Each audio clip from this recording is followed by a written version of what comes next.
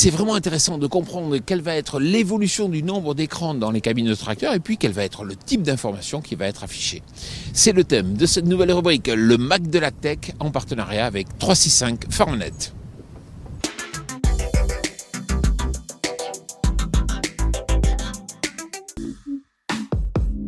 La guerre des consoles aura-t-elle lieu ?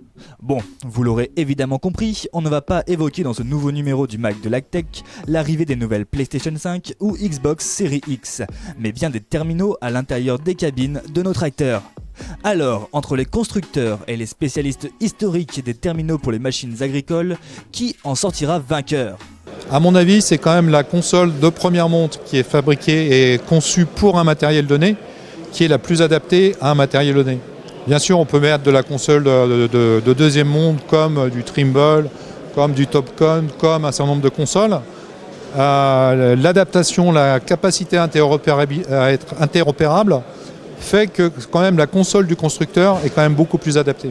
Sauf que aujourd'hui, constructeurs et spécialistes coexistent toujours. Et c'est peut-être bien parce que cette guerre des consoles pourrait ne jamais avoir lieu, pour une raison bien précise. Avoir tout sur un seul écran, c'était bien au début, mais il y a de plus en plus de fonctionnalités qui sont apparues. On est capable de faire du guidage de tracteurs, du guidage d'outils, du pilotage de doses, de capteurs de rendement, de la gestion de données. Enfin, toutes ces technologies-là, sur un seul écran, ça commence à faire un peu, on était un peu à l'étroit. Et donc, on commence à revenir un petit peu en arrière, à avoir 2 écrans. 2 écrans, voire plus. Prenons l'exemple du Fent One. Ce dernier peut compter potentiellement jusqu'à 3 écrans en cabine. Le premier, situé derrière le volant, aura une fonction comparable à celle d'un tableau de bord. Un second, sur le côté, servira au contrôle du tracteur et des outils. Et un dernier, situé en hauteur, permettra des usages plus poussés, comme l'affichage d'une carte de guidage avec des éléments de modulation de dose. Mais alors, quel est le juste nombre d'écrans à posséder pour un agriculteur dans sa cabine ? Donc très concrètement, je pense que le bon nombre d'écrans, il est surtout lié à une chose, c'est à ce que le client souhaite faire réellement avec ses écrans et notre capacité, nous en tant qu'industriels, à s'adapter à ça. Aujourd'hui, avec un seul terminal, certes on savait faire beaucoup de choses, par contre en termes d'ergonomie, au final, à force d'ajouter des couches de menus dans l'écran, on commençait peut-être, ou certains utilisateurs commençaient à en trouver la limite, et c'est pour ça qu'on a la possibilité aujourd'hui de les dupliquer. Et si, en suivant cette logique de simplification de l'interface, le client souhaitait justement non pas multiplier les terminaux en cabine, mais épurer tout simplement son environnement. Ainsi, seuls les éléments indispensables à son activité s'afficheraient, tandis que les données secondaires pourraient être traitées par des tiers. Est-ce que c'est un conducteur qui est sous les ordres d'un chef d'exploitation à distance ?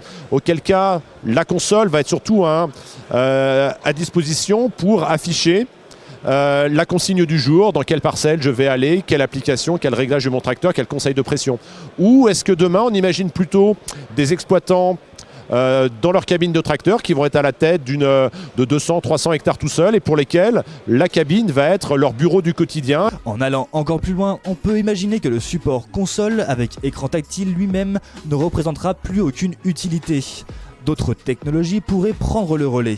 Et bien donc sur la console du futur, on passera par une intégration tout simplement des techniques comme on a aujourd'hui, par exemple sur une exploitation de polyculture élevage, où on va avoir un éleveur qui va surveiller toutes ses parcelles via un logiciel de données.